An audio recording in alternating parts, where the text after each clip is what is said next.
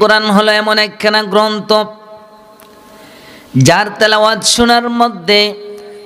তেলাওয়াত শোনার সঙ্গে সঙ্গে জিনেরা পর্যন্ত পরিবর্তন হয়ে গেছে। অথচ জিনেরা আমাদের চাইতে কঠিন না নরম? অনেক কঠিন, অনেক কঠিন। আল্লাহ রাব্বুল আলামিন বলেন, قل أوحي إلي أنه استمع نفر من الجن فقالوا إنا سمعنا قرآنا عجبا। জোরে বলি আল্লাহু আকবার। ও নবী, আপনি বলুন, ওহিয়া ইলাইয়া, আমার কাছে ওহী করা হলো, আন্নাহু ইসতামা'a নাফারুম মিনাল জিন, জিনেদের মধ্য থেকে একটি দল কোরআনের তেলাওয়াত শুনলো। আন্নাহু ইসতামা'a নাফারুম মিনাল জিন, একদল জিন নবীর কণ্ঠে কোরআনের তেলাওয়াত শুনলো। নবী তেলাওয়াত করছিলেন ওয়াদিয়ে নাখলা নামক একটা স্থানে। আল্লাহর নবী তেলাওয়াত করছেন, জিনেরা যে এসে তার তেলাওয়াত শুনছে, নবী বলতেও পারে না।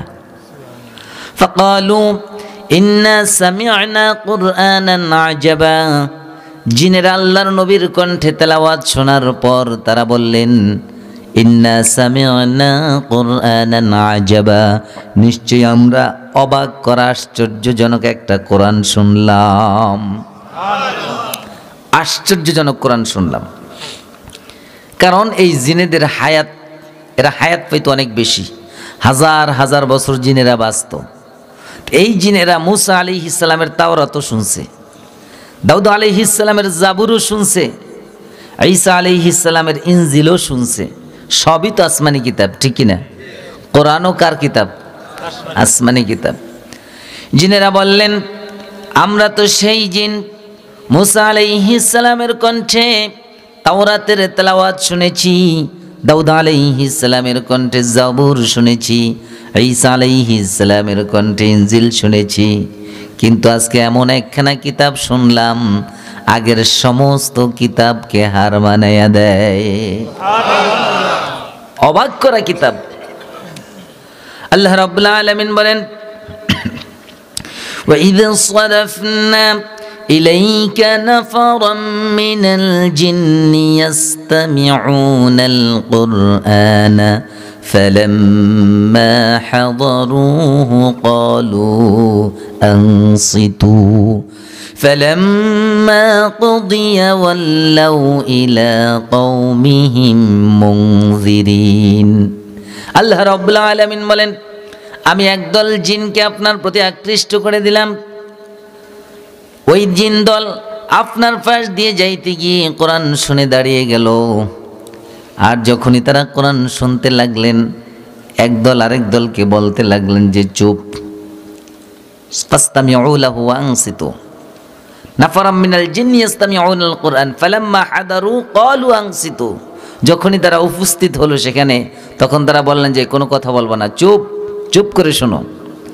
ফালাম্মা কুদিয়া, তেলাওয়াত যখন শেষ হয়ে গেল, ওয়াল্লাউ ইলা কওমিহিম মুনযিরিন, প্রত্যেকজন জিন যখন তার কওমের কাছে ফিরে গেল, আগের মতো আর যায় নাই, এক একজন সতর্ককারী হয়ে তারপরে ফিরে গেছে।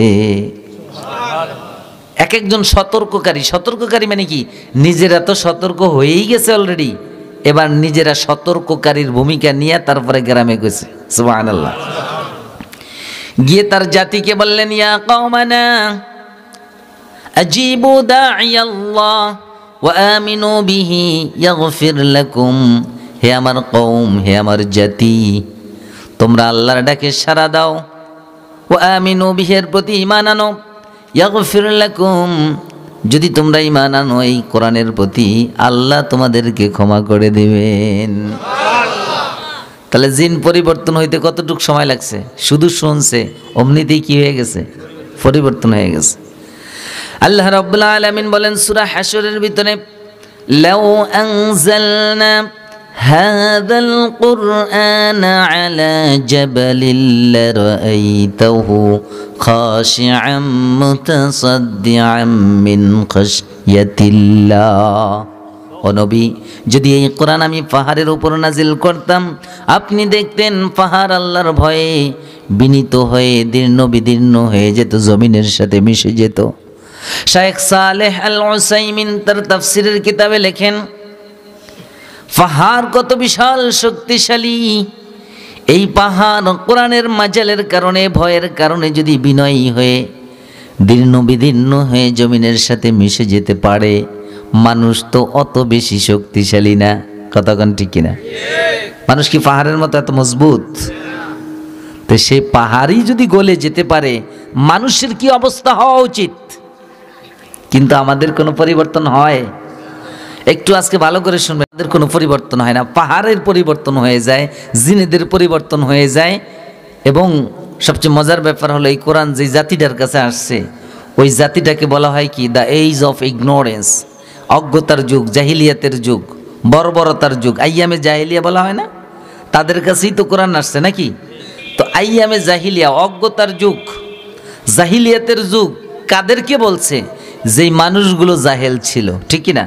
যে মানুষগুলো অসভ্য ছিল, যে মানুষগুলোর ভিতরে কোনো নীতি নৈতিকতা ছিল না, এমন খারাপ কিছু মানুষ থাকার কারণে ওই যুগটাকে বলা হতো আইয়ামে জাহিলিয়া। কথা বলেন ঠিক কি না? আচ্ছা, আমরা কি তাদের চাইতে খারাপ? কথা বলে না। ওই মানুষগুলোর চাইতে কি আমরা খারাপ? তারা তো বাবা মরলে তার মায়েরে বিয়ে করতো, নাউজুবিল্লাহ। আমাদের দেশে কি এরকম কুলাঙ্গার আছে? অত খারাপ আমরা না। তো ওই মানুষগুলোর কাছে যখন কোরআন আসলো, কোরআন আসার পর ওই মানুষগুলোর ব্যাপারে নবীজি বললেন, খায়রুল কুরুনি করনি, সর্বশ্রেষ্ঠ যুগ হলো আমার যুগ। সুবহানাল্লাহ। কোন এই জগতে যত যুগ আসছে, আসবে কিয়ামত পর্যন্ত, সর্বশ্রেষ্ঠ যুগ কার যুগ? নবীর যুগ। কোন মানুষগুলোদেরকে নিয়ে, কোন মানুষগুলোরে নিয়ে তারা শ্রেষ্ঠত্ব অর্জন করলো? ওই অসভ্য মানুষগুলোরে নিয়েই, ঠিক না? ছিল কি কোরআন? ছিল কি? আচ্ছা বলেন, তাদের মতো আমরা অত খারাপ না। তারা যদি এত ভালো হইতে পারে, তা আমাদের কেন পরিবর্তন হয় না? আমাদের কাছে কি কোরআন নাই? আছে। কেন পরিবর্তন হয় না? হবে কিভাবে? কোরআন আমরা কেউ ধরিনি, সবাই কোরআনকে ছেড়ে দিয়েছি। সবাই কোরআনকে ছেড়ে দিয়েছি, ত্যাগ করেছি। আজকের কথাগুলো মনোযোগ দিয়ে শুনবেন। প্রত্যেকটা মানুষ আমরা কোরআনকে ত্যাগ করেছি। যে হুজুর এটা কেমন কথা? এই যে সামনে রমজান আসতেছে, আইসা দেখেন আমরা কোরআন ত্যাগ করছি না ধরছি? প্রত্যেক ঘরে ঘরে তেলাওয়াত, ঠিক না? খতমের পাল্লা পড়ে যায়, কে কত খতম করবে। মসজিদে তারাবি, বাপ মল্লে তাড়াতাড়ি মাদ্রাসা থেকে ছাত্রদেরকে নিয়ে কোরআন পড়া শুরু করে দেই, ঠিক না? তাহলে সাল্লাম কই, ত্যাগ করলাম কই? আমরা তো কোরআনের প্রতি মহব্বত রাখছি, ঠিক না? দেখেন কিভাবে ছাড়ছেন। ইবনু তাইমিয়া রাহিমাহুল্লাহ তিনি বলেন, মান লাম ইয়াকরাইল কুরআন ফাকাদ হাজারা, যে ব্যক্তি কোরআন পড়লো না সে ব্যক্তি কোরআনকে ত্যাগ করলো, ছেড়ে দিল। যে ব্যক্তি কোরআন পড়ে নাই, তার মানে পড়তে জানে না। যে ব্যক্তি কোরআন, আমার কথা আপনারা বুঝেন, আমি তো স্পষ্ট করে বলার চেষ্টা করি, যদিও গলা ভাঙা। শাইখ ইবনু তাইমিয়া রাহিমাহুল্লাহ তিনি বলেন, মান লাম ইয়াকরাইল কুরআন ফাকাদ হাজারা, যে ব্যক্তি কোরআন পড়লো না সে কোরআনকে ছেড়ে দিল। আমাদের এখানে যতগুলো মানুষ আছে, আমি যদি বলি কে কে কোরআন পড়তে জানেন, হাত কি উঠবে বেশি? কথা কয় না। হাত বেশি উঠবে না কম উঠবে? তার মানে ম্যাক্সিমাম পড়তে জানে না। যদি পড়তে না জানে তাহলে সে কোরআনকে কি করছে? ত্যাগ করছে। এরপরে বলেন, ওমান ক্বারাআল কুরআন লাম ইয়াতাদাব্বারহু ফাকাদ হাজারা, যে ব্যক্তি কোরআন পড়ল কিন্তু জীবনে একবারের জন্য কোনো একদিন ওই তেলাওয়াতকৃত আয়াতের অর্থ পড়ল না, ব্যাখ্যাও পড়ল না, বুঝার চেষ্টাও করল না আল্লাহ এখানে কি বলতে চান, আছে না নাই? জীবনেও একদিনও একটা আয়াত দেখি চাই, এই আয়াতটার অর্থ কি, আল্লাহ কি বলছেন, শুধু তেলাওয়াত করে আর খতম করে, তেলাওয়াত করে আর কি করে? খতম করে।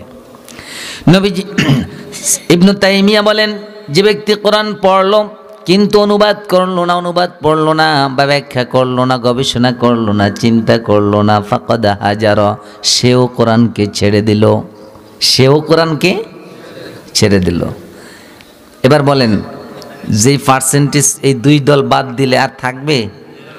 এরপরে আরেকটা বলেছেন, আমান ক্বারাআল কুরআনা ওয়া ইয়াতাদাব্বারুহু ওয়া লাম ইয়ামাল বিহি ফাকাদ হাজারা, যে ব্যক্তি কোরআন পড়লো, গবেষণাও করলো, কোরআন পড়লো, অর্থ বুঝলো, তাফসির বুঝলো, চিন্তা করলো, গবেষণা করলো, কিন্তু যা বুঝলো লাম ইয়ামাল বিহি, সে অনুযায়ী আমল করলো না।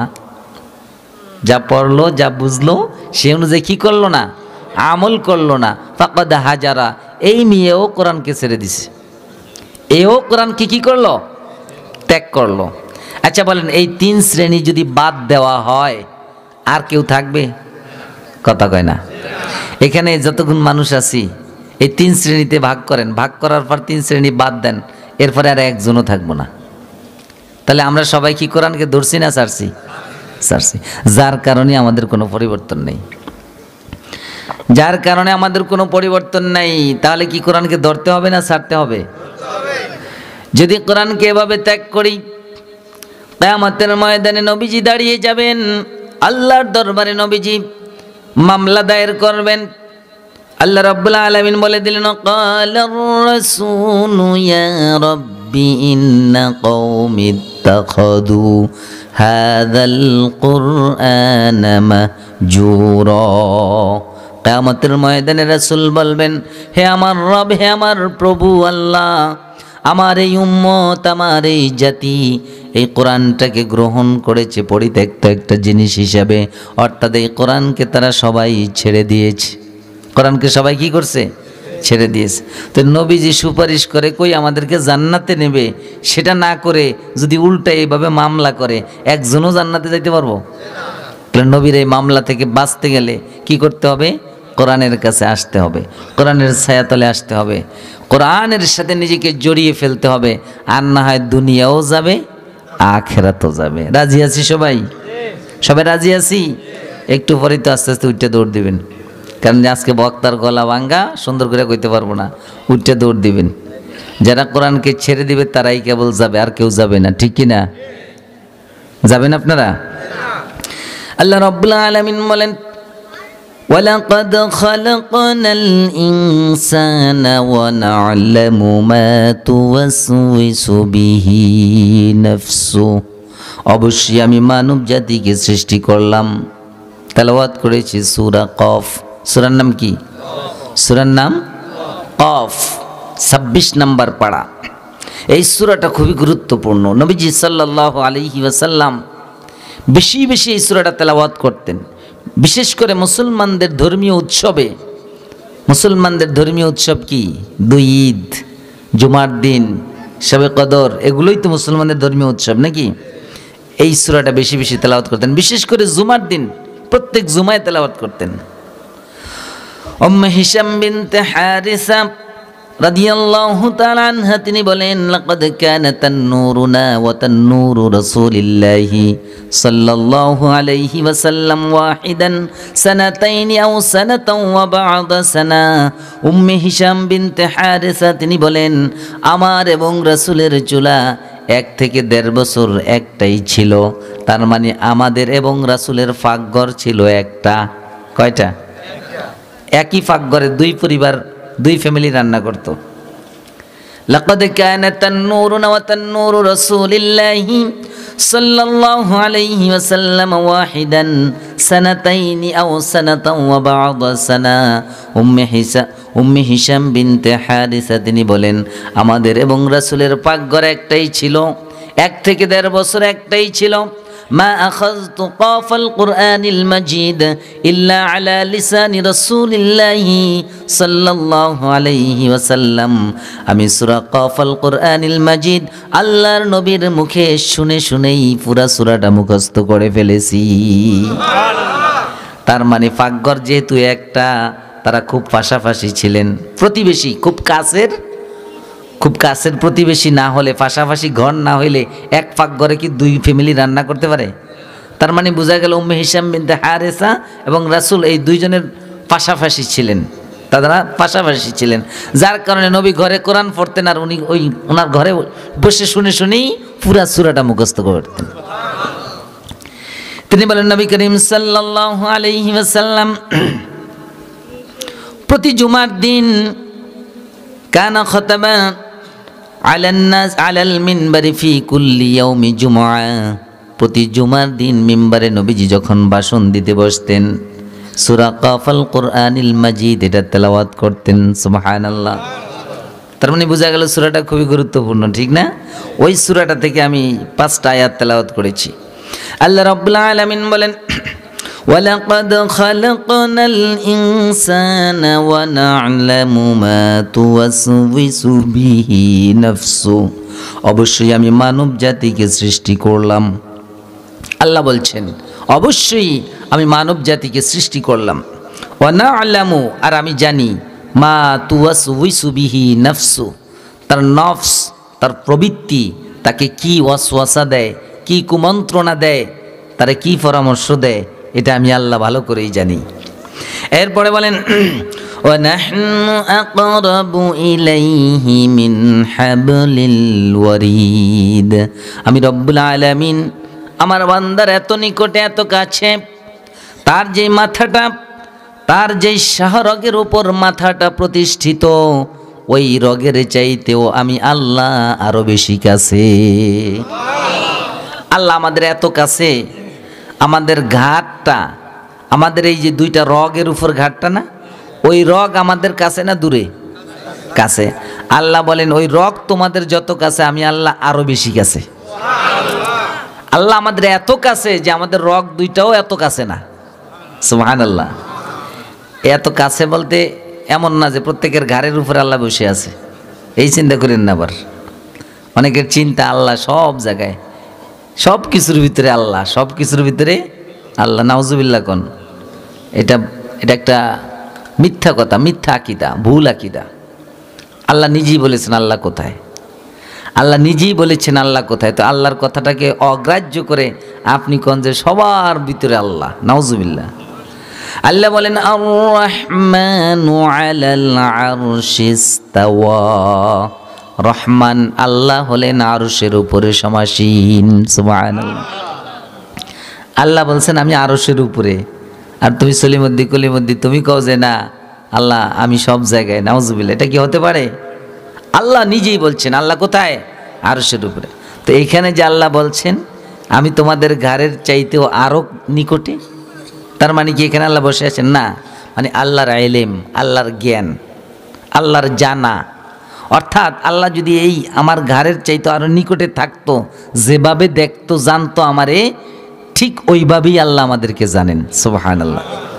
আল্লাহর ইলমটা আমাদের এত কাছে, আল্লাহর জ্ঞানটা আমাদের এত কাছে, আল্লাহ নিজে আমাদের ইয ইয়াতালাক্কাল মুতালাক্কিয়ানি আনিল ইয়ামিনি ওয়া আনিশ শিমালি কঈদ, দুজন অতন্ত্র প্রহরী ডানে এবং বামে মুখ থেকে একটা শব্দ উচ্চারণ করে না, একটা আওয়াজ মুখ থেকে বের করে না, যেটা রেকর্ড করার জন্য, লিপিবদ্ধ করার জন্য সদা প্রস্তুত একজন প্রহরী বসে না থাকে। তার মানে আমরা মুখ থেকে যা বের করি ওইটাই রেকর্ড হয়ে যায়, যা বের করি ওইটাই রেকর্ড হয়ে যায়। এরপর আল্লাহ রাব্বুল আলামিন বলেন ওয়াজাআত সাকরাতুল মাউতি বিল হক যালিকা মা কুনতা মিনহু তাহিদ। আল্লাহ রাব্বুল আলামিন বলেন মৃত্যু যন্ত্রণা আসবেই আসবে। জাআত সাকরাতুল মাউত, মৃত্যু যন্ত্রণা আসবেই, মৃত্যু যন্ত্রণা আসবেই। জাআত সাকরাতুল মাউতি বিল হাক্কি, যথাযথভাবে সত্য মৃত্যু যন্ত্রণা আসবে, এতে কোনো সন্দেহ নাই। যালিকা মা কুনতা মিনহু তাহিদ, যেটা থেকে তোমরা পালাতে চাও, দূরে সরে থাকতে চাও। অনুফিখা ফিস সূর, সিংহায় ফুৎকার দেওয়া হবে। যালিকা ইয়াউমুল ওয়াঈদ, যেদিনই এই সিংহায় ফুৎকারটা দেবেন সেদিনই কিয়ামত প্রতিষ্ঠিত হয়ে যাবে, ওইটাই হয়ে যাবে ইয়াউমুল কিয়ামা। এই হলো আমার তেলাওয়াতকৃত আয়াতগুলোর সরল অনুবাদ। প্রথমেই আল্লাহ রাব্বুল আলামিন বলেছেন ওয়ালাকাদ খালাকনাল ইনসান, অবশ্যই আমি মানব জাতিকে সৃষ্টি করলাম। আমাদেরকে আল্লাহ সৃষ্টি করেছেন, এ ব্যাপারে কোনো সন্দেহ আছে কারো? কে করেছেন? আহা, 2-4 জনে বলছেন আর বাকি সবাই চুপচাপ। আমাদেরকে কে সৃষ্টি করেছেন? আলহামদুলিল্লাহ, আল্লাহ আমাদেরকে সৃষ্টি করেছেন। কিভাবে সৃষ্টি করেছেন? কি কোন পজিশনে, কোন মর্যাদার স্তরে আল্লাহ আমাদেরকে সৃষ্টি করেছেন? খেয়াল করেন, মানুষ হলো পৃথিবীর সবচেয়ে দুর্বলতম প্রাণী। খুলিকাল ইনসানু দাঈফা, মানুষকে সৃষ্টি করা হয়েছে দুর্বল করে, কিন্তু মর্যাদা হলো সবচেয়ে বেশি। সুবহানাল্লাহ। ওয়ালাকাদ কাররামনা বানি আদম, আমি বনি আদমকে সম্মানিত করলাম। তো আমরা সবাই জানি আমরা আশরাফুল মাখলুকাত, সৃষ্টির সেরা জীব, সম্মানিত জীব, ঠিক কি না? এই আশা নিয়ে কিন্তু আমরা সবাই বসে আছি। এই আশা নিয়ে আমরা সবাই বসে আছি না? প্রত্যেকটা মানুষের বিশ্বাস এই জগতে যত সৃষ্টি আছে সমস্ত সৃষ্টির ভিতরে আমরাই সেরা। কিন্তু না, ছোট্ট একটু কথা আছে, শর্ত প্রযোজ্য। এই শ্রেষ্ঠত্ব অর্জন করার জন্য কি প্রযোজ্য? শর্ত প্রযোজ্য। একটু শর্ত আছে, শর্ত সাপেক্ষে আপনি শ্রেষ্ঠ। ওই শর্ত পূরণ করতে না পারলে আপনি শ্রেষ্ঠ তো দূরের কথা, একেবারে লাস্ট সীমানায়। আল্লাহ রাব্বুল আলামিন বলেন, ভালো করে খেয়াল করে শুনবেন, ইন্নাল্লাযীনা কাফারু মিন আহলিল কিতাবি ওয়াল মুশরিকিনা ফি নারি জাহান্নাম খালিদিনা ফিহা উলাইকা হুম শাররুল বারিয়া। জোরে বলি আল্লাহু আকবার। প্রত্যেকে গলা ছেড়ে দিয়ে বলি আল্লাহু আকবার। আল্লাহ বলেন, নিশ্চয়ই যারা কুফরি করল, আহলি কিতাবের মধ্য থেকে যারা অস্বীকার করলো, অল মুশরিকিন, এবং যারা মুশরিক অর্থাৎ শিরক করলো, দুইজন, একজন হলো অস্বীকার করলো আর কি করলো? শিরক করলো। ভালো করে শুনবেন, ফি নারি জাহান্নাম খালিদিনা ফিহা, তারা জাহান্নামের আগুনের ভিতরে থাকবে চিরকাল। এবার শেষ দিয়ে আল্লাহ বলেন, উলাইকা হুম শাররুল বারিয়া, এরা হলো পৃথিবীর সবচেয়ে নিকৃষ্টতম প্রাণী। নাউজুবিল্লাহ কইল না? বুঝেন নাই মানে কথা? কারণ উচ্চ আসনের থেকে একেবারে নিচু আসনে নিয়ে আসছি। কি বলছে? যারা কুফরি করে, আল্লাহরে স্বীকার করে না, এবং যারা শিরক করে, এরা জাহান্নামে থাকবে চিরকাল। আর এরা হলো পৃথিবীর সবচাইতে নিকৃষ্টতম প্রাণী, পৃথিবীর সবচাইতে শাররুল বারিয়া। শাররুল বারিয়া মানে হলো নিকৃষ্টতম জীব। তার মানে এদের চাইতে নিকৃষ্ট আল্লাহর আর কোনো জীব নাই। এদের চাইতে নিকৃষ্ট আর কোনো জীব। জীব কাকে বলা হয়? যার জীবন আছে তাকেই কি বলে? জীব বলা হয়। যার প্রাণ আছে তাকেই প্রাণী বলে। একটু খেয়াল করেন, ডাস্টবিনের ভিতরে ময়লার স্তূপ যখন রাখা হয়, কয়েকদিন যখন ওগুলো স্তূপ আকারে থাকে, এর ভিতরে কিন্তু ফোকা হয়ে যায়। কথা কয় না? ফোকা হয় না? তো ফোকাগুলোর ভিতরে কি জীবন আছে না নাই? আছে। আগেকার যুগে, এখন আর নাই, খোলা টয়লেট ছিল আমাদের দেশে, ছিল না? খোলা টয়লেটের ভিতরে সাদা এক প্রকারের ফোকা হইতো কিনা দেখছেন আপনারা? আমি দেখছি, আপনারা দেখছেন? বলেন, ওগুলো কি জীব? প্রাণ আছে? ওগুলা কি প্রাণী নাকি প্রাণী না? প্রাণী না। যদি আল্লাহ বলেন যারা কুফরি করলো, আল্লাহকে স্বীকার করলো না, আল্লাহর বিধানকে স্বীকার করলো না, আর আল্লাহর সাথে শিরক করলো, এরা হলো পৃথিবীর সবচাইতে নিকৃষ্টতম প্রাণী। তার মানে বোঝা গেল টয়লেটের ভিতরে যে পোকাগুলা হয় ওগুলার চাইতেও নিকৃষ্ট। আমি বললাম? কে বলছে? সবচাইতে নিকৃষ্ট প্রাণী। শাররুল বারিয়া মানে হলো একেবারে নিকৃষ্ট প্রাণী, এরপরে আর নিকৃষ্ট নাই, এরপরে আর নিকৃষ্ট। তাহলে ওই পোকাগুলো এর চাইতে ভালো, ডাস্টবিনের পোকাগুলো এর চাইতে। কুকুরকে আমরা নিকৃষ্ট প্রাণী মনে করি। যে ব্যক্তি আল্লাহকে স্বীকার করলো না আর শিরক করলো, তাহলে সে কুকুরের চাইতেও খারাপ, ঠিক না? যে ব্যক্তি আল্লাহকে স্বীকার করলো না, আল্লাহর বিধানকে মানতে রাজি হলো না আর শিরক করলো, ওই লোকটা শুকুরের চাইতেও খারাপ। কার কথা? শাররুল বারিয়া, সবচাইতে নিকৃষ্টতম প্রাণী। এখন আল্লাহরে অস্বীকার করে, শিরক করে কারা? গরু ছাগল না মানুষ? না একটু আগে না খুশি হয়ে গেলেন আপনি মানুষ পৃথিবীর সেরা জীব, আপনি মানুষ পৃথিবীর সেরা জীব। আছে বলছিলাম না একটু শর্ত প্রযোজ্য। আল্লাহ রাব্বুল আলামিন বলেন, ইন্নাল্লাযীনা আমানু ওয়া আমিলুস সালিহাতি উলাইকা হুম খায়রুল বারিয়া। নিশ্চয়ই যারা নেক আমল করলো, ইন্নাল্লাযীনা আমানু, নিশ্চয়ই যারা ঈমান আনলো, ওয়া আমিলুস সালিহাত, নেক আমল করলো, উলাইকা হুম খায়রুল বারিয়া, এরাই হলো পৃথিবীর শ্রেষ্ঠ জীব। সুবহানাল্লাহ। এবার আসেন আসল জায়গায়। শ্রেষ্ঠত্ব অর্জন করার জন্য কয়টা গুণ লাগবে?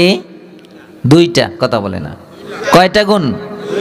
এই আয়াতের ভিতরে সূরা বাইয়িনা, ইন্নাল্লাযীনা আমানু, নিশ্চয়ই যারা ঈমান আনলো, ওয়া আমিলুস সালিহাত, নেক আমল করলো, উলাইকা হুম খায়রুল বারিয়া, এরা হলো পৃথিবীর শ্রেষ্ঠতম প্রাণী। সুবহানাল্লাহ। এখন এই দুইটা গুণ কি আমাদের ভিতরে আছে? কথা কয় না, নীরব সবাই। এক নাম্বার কি করলো? ঈমান আনলো। এটা আনছি, এটা সবাই আনছি না? তবে এটার অবস্থা তেমন ভালো না, ঠেলা দিলেই সরে যায়। এই ঈমান থেকে ঠেলা দিলেই কি সরে যায়, আর থাকে না, ইস্তেকামাত থাকে না।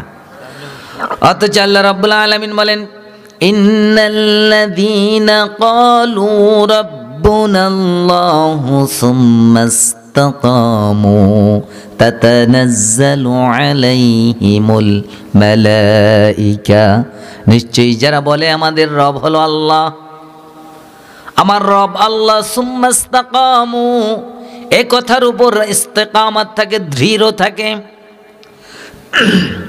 আল্লাহকে মেনে নেওয়ার পর এবার যদি তাকে ফাঁসির মঞ্চেও নিয়ে যাওয়া হয়, সে কিন্তু ওই কথা থেকে চুল পরিমাণও নড়ে না, ঠিক না?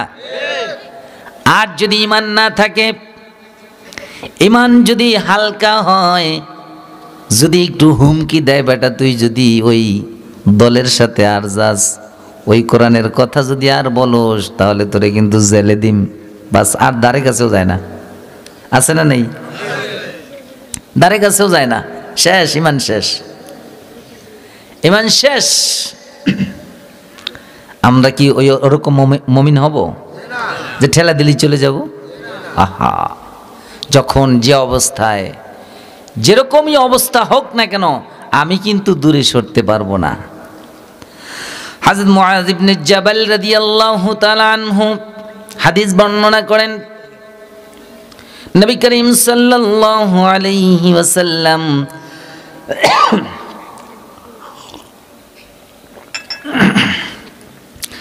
মুআয রাদিয়াল্লাহু তাআলা আনহু বলেন, আল্লাহর নবী বলেন, আলা ইন্না রাহাল ইসলামি দাইরাতুন ফাদুরু মাআল কিতাবি হাইসু দারা। নবীজি বললেন, ও মুআয, আপনাদেরকেও বলছে, মুআযকে লক্ষ্য করে আপনাদেরকে বলছে, ও ঈমানদারেরা, ও মুআযেরা শোনো, ইন্না রাহাল ইসলামি দাইরাতুন, নিশ্চয়ই ইসলামের চাকাটা হলো ঘূর্ণয়মান।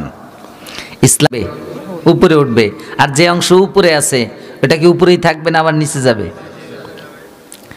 নবীজি বললেন, ইসলামের চাকা হলো ঘূর্ণয়মান, তার মানে এটা ঘুরতেছে। ইসলাম সব সময় এক অবস্থানে থাকবে না, কখনো ইসলামের সুদিন হবে, কখনো দুর্দিন হবে, ঠিক কিনা? চাকা ঘূর্ণয়মান দ্বারা এটাই তো বুঝাইছে যে সবসময় এক অবস্থা থাকবে না, কখনো সুদিন হবে, কখনো কথা কয় না, কখনো সুদিন কখনো, যেমন এখন বর্তমানে একটু একটু সুদিন আমরা পাইছি, ঠিক না? আগে ইসলামের কথা বলতে গেলে হিসাব কিতাব করে বলতে হইতো, অনুমতি লাগতো, ওই মিয়া পাশা ব্যাহা করে রাখতো, ওর গাল ব্যাহা করে রাখতো, ওরা ধরিয়ে আনো, এই করো সেই করো, কত কিছু, ঠিক না? এখন আর লাগে? কথা কয় না, এখন আর লাগে? তো মোটামুটি কি সুদিন বলা যায়, ঠিক না? অর্থাৎ ইসলামের কথাগুলো বলতে এখন আর কোনো বাধা নেই। এছাড়া অন্য বেশি সুবিধা হয় নাই, অন্য কোনো সেক্টরে অত বেশি সুবিধা হয় না এখনো। আল্লাহর কাছে দোয়া করে আল্লাহ যেন সুবিধা করে দেয়। সবাই বলে আমিন। নবীজি বললেন, ইন্না রাহাল ইসলামি দাইরাতুন, ইসলামের চাকাটা হলো ঘূর্ণায়মান, চাকা ঘুরতেছে, ইসলাম সবসময় এক অবস্থায় থাকবে না। তাহলে তোমার করণীয় কি ও মুআজ? ফাদুরু মাল কিতাবি হাইসু দার, তুমি কিতাবটাকে সঙ্গে নিয়ে চাকা যেদিকে যায় তুমিও সেদিকে চলে যাও। কথা বুঝেন না আপনারা? চাকা যেদিকে যায় তুমিও সেদিকে, তার মানে চাকা এখন উপরে আছে, চাকার অবস্থান এখন তোমার অবস্থান উপরে, এখনো তুমি কোরআনকে সাথে নিয়ে থাকবা। এই অবস্থান, এই চাকার উপরের অংশ যদি আবার নিচে চলে যায়, পিচঢালা রাস্তার সাথে যদি মিশে যায়, তখন দৌড়িয়া ভাগবা না, তখনও থাকবা। তখনও কি করবা? তখনও থাকবা। ফাদুরু, দাওর করো, ঘুরতে থাকো, মাল কিতাব, কিতাবের সাথে, হাইসু দারা, যেদিকে ঘোরে। এই চাকা যেদিকে যায় তুমিও, কথা কয় না, যেদিকে যায় তুমিও। কিন্তু আমরা কি যাই? একটু সুদিন হইলে আমরা সবাই মৌমাছির মতো এসে একসাথে বাসা বাঁধি, একটু দুর্দিন হইলে আর একটারও খুঁজে পাওয়া যায় না, সব পালায়, সব। এই মন মানসিকতা, এরকম ইমান যদি থাকে, ওই ইমান দিয়া কি জান্নাতে যাওয়া যাবে? যাবে? নবীজি বললেন, তাদুরু মাল কিতাবি হাইসু দারাব, চাকা যেদিকে ঘোরে তুমিও কিতাবটাকে সঙ্গে নিয়ে সেদিকে যাও। ইসলাম যদি বিজিত হয়, বিজয়ের বেশে থাকে, তুমি তখনও মুসলিমদের সাথে থাকবা। যদি পরাজিত অবস্থায় থাকে, দুর্দিন যদি ইসলামের হয়, তখন বাগবা না, তখনও থাকবা, তখনও থাকবা। এর নাম হলো ইমানদার। এর নাম কি?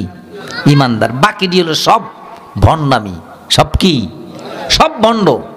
সুদিন আসলে আসে, এরপরে আর খুঁজে পাওয়া যায় না, ওগুলো হলো কি? ভণ্ড।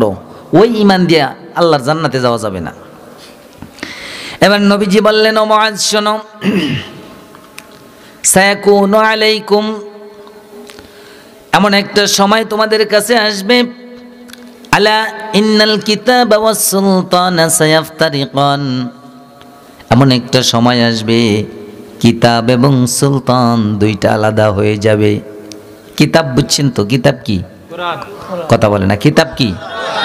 আর সুলতান, সুলতান মানে হলো বাদশাহী, অর্থাৎ প্রশাসন বা ক্ষমতা অথবা সরকার। এক কথায় আমরা যেটা ভালো বুঝি, সরকার। কিতাব কোরআন আর সুলতান শাসন ব্যবস্থা দুইটা আলাদা হয়ে যাবে। দুইটা, এমন একটা সময় আসবে, এমন একটা সময় আসবে কিতাব থাকবে একদিকে আর শাসন ব্যবস্থা থাকবে। আরে কথা বলে না, আপনারা আমার কথা বুঝেন না? আচ্ছা বলেন, ওই সময়টা কি আসছে না আসবে? চলতেছে বহুদিন আগে থেকে নাকি? অর্থাৎ কিতাবের সাথে শাসন ব্যবস্থার সাথে কোনো সম্পর্ক নাই, দুইটা কি আলাদা, দুইটা কি। এই কথাটা নবীজি সাল্লাল্লাহু আলাইহি সাল্লাম এখন থেকে ১৫০০ বছর আগে বলছে। এখন থেকে। ও মুআজ শোনো, ইন্নাল কিতাবা ওয়াস সুলতানা সায়াফতারিকান, এমন একটা সময় আসবে কিতাব এবং সুলতান দুইটা এক থাকবে না, দুইটা আলাদা হয়ে যাবে। তোমার কাজ কি? তুমি কি করবা? আপনাদের কাজ কি? দুইটা তো আলাদা হয়ে গেছে, দুইটা দুই দিকে, আপনি কি করবেন? নবীজি বললেন, ফালা তুফারিকুল কিতাব, তুমি কিতাব থেকে আলাদা হইও না, তুমি কিতাব থেকে আলাদা হইও না। ওই দুইটা আলাদা হয় হোক, তুমি আলাদা হইও না কিতাব থেকে। আচ্ছা, আমরা কি আলাদা হব? জেনা যারা কইছেন আপনারাই তো কই, আপনারা তো ওই কিতাব থেকে অন্যদিকে দৌড় দেন। হেরা কারা? বুঝেন না কথা? হেরা কারা? এরা তো মঙ্গল গ্রহ থেকে আসে নাই, আপনারাই তো এখানেও আছেন, ওইখানেও আছেন, সব জায়গায় আছেন নাকি? চিন্তা করছেন কারে খুশি করবেন, কারে বেজার করবেন, এর লিগে সবার সাথে আছেন। খেয়াল করেন, দুইটা যদি আলাদা হয়, আপনি যদি কিতাবের সাথে থাকেন, তাহলে ওই শাসন ব্যবস্থারে কি করতে হবে? তালাক দিতে হবে। কি করতে হবে? আইন তালাক, বাইন তালাক, 3 তালাক, 6 তালাক যা আছে সব। কারে? কথা কয় না। ওই শাসন ব্যবস্থা। কোন শাসন ব্যবস্থা? যেই শাসন ব্যবস্থার সাথে কিতাবের কোনো সম্পর্ক। কথা কি বুঝে আসে? নবীজি বললেন কিতাব এবং শাসন ব্যবস্থা দুইটা আলাদা হয়ে যাবে, কিন্তু সাবধান, তুমি কিতাব থেকে আলাদা হইও না। তুমি যদি কিতাব থেকে আলাদা না হও, তাহলে তো শাসন ব্যবস্থার সাথে কোনো সম্পর্ক রাখতে পারবা না। একসাথে দুইটার সাথে তো সম্পর্ক রাখতে পারবেন না। কই, আমাদের তো ওইটার সাথে আছে সম্পর্ক, এটার সাথেও আসে। আমরা ওই নাস্তিক, বেঈমান, ইসলাম বিদ্বেষী এদের সাথে সবার সামনে থাকি। যেখানে কিতাবের কোনো নিয়ম কানুন নাই, বিধিবিধান নাই, সেখানে সবার আগে আমরা আছি। আবার মসজিদে আসলে আমরাই সভাপতি, সেক্রেটারি, ঠিক না? কোরআনের ময়দানে আমরাই সবার আগে। তাহলে বোঝা গেল আপনি নাম্বার 1 মুনাফিক, ঠিক কিনা? নাম্বার 1 মুনাফিক। কারণ আপনি একটারে ধরলে আরেকটা তো ছাড়তেই হবে, অটোমেটিক ছাড়তে হবে। তো কিতাবের সাথে যদি থাকেন, তাহলে ওই যেই শাসন ব্যবস্থার সাথে কোরআন নাই, সেখানে আপনি কিভাবে থাকেন? মাথায় ভালো করে ঢুকাবেন। শুধু আজকে তো আর মজা পাইতেছেন না, শুধু তথ্যগুলো নেন। নবীজি বললেন এমন একটা সময় আসবে কিতাব এবং শাসন ব্যবস্থা আলাদা হয়ে যাবে, তুমি কিন্তু শাসন ব্যবস্থা কিতাব থেকে আলাদা হইও না। এরপরে নবীজি বললেন ইন্নাহু সায়াকুনু আলাইকুম উমারা, এমন একটা সময় আসবে তোমাদের যারা নেতা হবে, আমির হবে, তোমাদের লিডার যারা হবে, সায়াকুনু আলাইকুম উমারা ইয়াকুদুনা লিআনফুসিহিম মা লা ইয়াকুদুনা লাকুম, তোমাদের শাসকরা, তোমাদের নেতারা যা যা কিছু করবে সব কিছু তাদের নিজেদের স্বার্থে করবে। কে বলছেন? নবীজি বলছেন। কে বলছেন? যা করবে, তুমি দেখছো যে বিশাল বিশাল ব্রিজ বানাইছে, রাস্তা বানাইছে, ওই করছে, সেই করছে, মনে করছো তোমার সুখের জন্য, তোমার খুশির জন্য। আল্লাহর নবী বলছেন যে যা কিছু করে মা লা ইয়াকুদুনা লিআনফুসিহিম, এটা তাদের নিজেদের জন্য। হুজুররা বলছে যা কিছু তারা ব্যবস্থা করছে, যা কিছুই করছে, সব কার জন্যে? মা লা ইয়াকুদুনা লাকুম, তোমাদের স্বার্থে কিছুই করে নেই, তোমাদের স্বার্থে করে নেই, করছে কার স্বার্থে? নিজেদের স্বার্থে। আপনারা আবার মনে করেন না যে আমাদের দেশের কথা বলছি। আল্লাহ নবী বলছে ভবিষ্যতে এমন একটা সময় আসবে যে তোমাদের নেতারা এমনই হবে। এটা যেই আসুক, খুশি হয়ে লাভ নেই, খুশি হয়ে লাভ নাই যে একেবারে বিপদ মনে গেছে গিয়া। বিপদ গেলে কি বা আপদ আছে না? কথা কয় না। বিপদ আপদ চিনেন? জানেন বিপদের আপদের ভিতরে পার্থক্য কি? বিপদ কারে কয়, আপদ কারে কয় জানেন? জানেন না। ছোট্ট একটা গল্প কই। ঈশ্বরচন্দ্র বিদ্যাসাগর নাম শুনছেন না? একজন সাহিত্যিক, বাংলা সাহিত্যিক, হিন্দু বেচারা, খুব সুন্দর লেখে, তার গল্পগুলো অনেক মজার। তো তিনি হলেন বাংলা বিষয়ে অভিজ্ঞ, বাংলা সাহিত্যিক। তো বেচারা একবার ইন্টারভিউ দিতে গেছে। বাড়ি থেকে ইন্টারভিউ বোর্ডে যাইতে তার অনেক কষ্ট করতে হয়েছে। পথিমধ্যে নদী, ঝড়, তুফান, বৃষ্টি। এই ইন্টারভিউ বোর্ডের যে প্রধান, বুঝেন নাই, এই ইন্টারভিউ দিব কোন বিষয়ে? বাংলা। যে ইন্টারভিউ নিব ওই প্রধান, সে হলো কোন বিষয়ের? তো ইংলিশ প্রফেসর ওনার প্রশ্ন করছে যে do you know what is the difference between বিপদ অ্যান্ড আপদ? তুমি কি জানো যে বিপদ এবং আপদের ভিতরে পার্থক্য কি? তো বলছে যে হ্যাঁ জানি। আমি বাড়ি থেকে এই ইন্টারভিউ বোর্ড পর্যন্ত আসতে আমার একটা যুদ্ধ করা লাগছে, ওইটা ছিল আমার বিপদ। ওইটা ছিল কি? ইন্টারভিউ বোর্ডে আমি আসছি বাংলা বিষয় ইন্টারভিউ দেওয়ার জন্য, আয়সা দেখি আপনি ইংলিশ প্রফেসর আমার ইন্টারভিউ নিতেছেন, এটা হলো আফত। এটা হলো কি? তো আমাদের মাথার উপর থেকে বিপদ গেছে, আফত কিন্তু আছে। কতক্ষণ ঠিক কিনা? খুশি হয়ে লাভ নাই, বিপদ আপদ সব দূর না করা পর্যন্ত আপনি সুখের শান্তির আশা করতে পারেন না। কথা বলেন ঠিক কিনা? কথা বুঝেন না? একটু বুঝছেন, উল্টা ফুল্টা বুঝছেন না। আমরা তো বাঙালি খুব পারি উল্টা বুঝতে, সোজা বুঝতে চাই না, খালি উল্টা বুঝি, গাড়ে ঠেলি। উল্টা বুঝবেন না, সোজা বুঝবেন। নবীজি বললেন এমন একটা সময় আসবে, এমন একটা সময় আসবে তোমাদের নেতারা যা কিছু করবে সব তাদের নিজেদের স্বার্থে করবে, তোমাদের স্বার্থে করবে না। এরপরে ফাইন আতাতুমুহুম আদাল্লুকুম ওয়া ইন আসাইতুমুহুম কাতালুকুম। এবার নবীজি বলেও দিছেন, ঠিক ওই অবস্থায় তুমি যদি তাদের কথা মানিয়ে চলো, ওরা যা বলে তাই যদি তুমি করো, তাহলে তারা তোমাদেরকে পথভ্রষ্ট করবে, গোমরাহ করে ফেলবে, ঈমান হারা করে ফেলবে। যদি তাদের কথা মেনে চলো কি করবে? ঈমান হারা করে ফেলবে। আদাল্লুকুম, তোমাদেরকে গোমরাহ করবে, পথভ্রষ্ট করবে। ওয়াইনা আসাইতুমুহুম কাতালুকুম, আর যদি তুমি ঈমানদার হও, মুমিন হও, তাদের বিরোধিতা করো এই অন্যায়ের, যে না তোমার এই অন্যায় আদেশ নির্দেশ আমি মানব না, অবাধ্য যদি হও, তাহলে তোমার কল্লাটা কেটে ফেলাবে। কাতালুকুম, তোমরা হত্যা করবে। যদি মানো, তাদের কথা যদি শোনো, তাহলে কি হারাইবা? ঈমান হারাইবা। কি হারাইবা? আর না মানলে কি হারাইবা? কল্লা হারাইবা। মানলে ঈমান শেষ, না মানলে কল্লা শেষ। বলেন এর চাইতে বিপদ কি আর আছে কিছু? সাহাবীরা বললেন ইয়া রাসূলুল্লাহ কাইফা নাসনাউ, আমরা তখন কি করব? এত বিশাল বিপদ, মানলে ঈমান শেষ, না মানলে কল্লা শেষ, এমত অবস্থায় আমরা কি করব? নবীজি সাল্লাল্লাহু আলাইহি ওয়াসাল্লাম বলেন কামা সানা আসহাবু ঈসা ইবনে মারইয়াম, তোমরা ঠিক এই অবস্থায় ওরকম করবা যেমন ঈসা আলাইহিস সালামের অনুসারীরা করেছে। ঈসা আলাইহিস সালামের অনুসারীদেরকে বলা হয় হাওয়ারি। কি বলা হয়? হাওয়ারি। তো তারা কি করছে?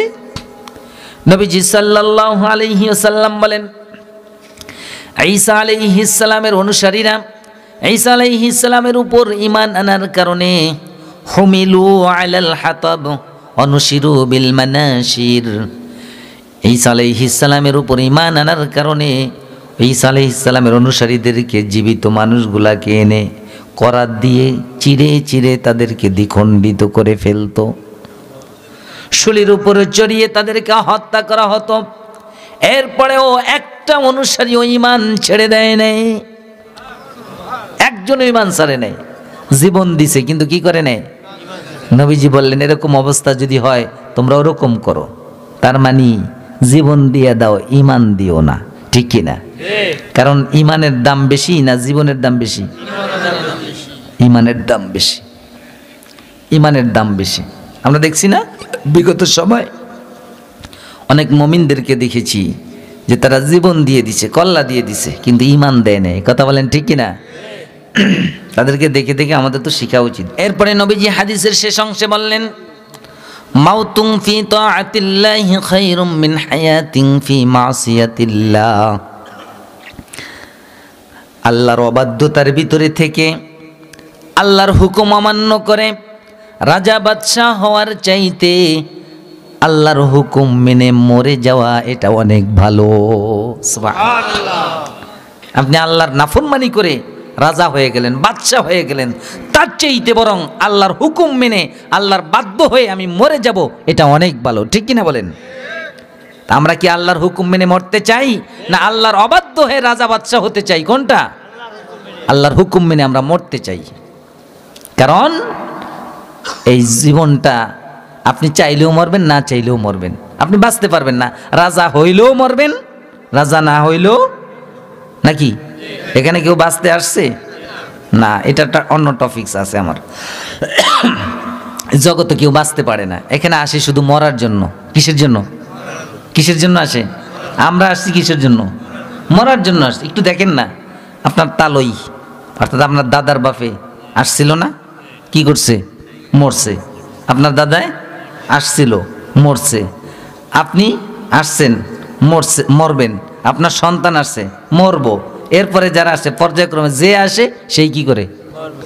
কি অবাক কাণ্ড! যে আসে সেই মরে, যে আসে সেই কি করে? মরে। তার মানে কি বোঝা গেল? আসছি মরার জন্য। এখানে আসছি কিসের জন্য? সেজন্য এই দুনিয়াটাকে বলা হয় দারুল আমওয়াত, মরা বাড়ি। দুনিয়াটা কি? মরা বাড়ি। খালি এনে খালি মরে, এনে কেউ থাকে না। এখানে কি করে? তা আপনি তো মরবেনই, টুডে আর টুমোরো। আজ না হয় কাল মরবেনই তো। তাহলে মরতে হবে কি? ইমান নিয়ে। কি নিয়ে? ইমান নিয়ে। বন্ধুগণ আমার, তাহলে বলছিলাম আমরা যে শ্রেষ্ঠ, শর্ত আছে না নাই? শর্ত কি? 1 নম্বরে ইমান আনতে হবে। 1 নম্বরে কি? আর সেই ইমান এরকম না যে একটু নড়াচড়া দিলি শেষ, এরকম না। ওই ইমানের কোনো মূল্য নাই। মজবুত ইমানদার হতে হবে। এরপরে ওয়া আমিলুস সলিহাত, নেক আমল করতে হবে। কি করতে হবে? এই 2টা জিনিস যার ভিতরে থাকবে সে হলো পৃথিবীর সেরা জীব। আর এই 2টা জিনিস যার ভিতরে থাকবে না, সে মানুষের ঘরে জন্ম হোক অথবা পীর সাহেবের ঘরে জন্ম হোক, যার ঘরেই হোক, আল্লাহ বলেন এ হলো পৃথিবীর সবচেয়ে নিকৃষ্টতম প্রাণী। কথা বলেন ঠিক কিনা?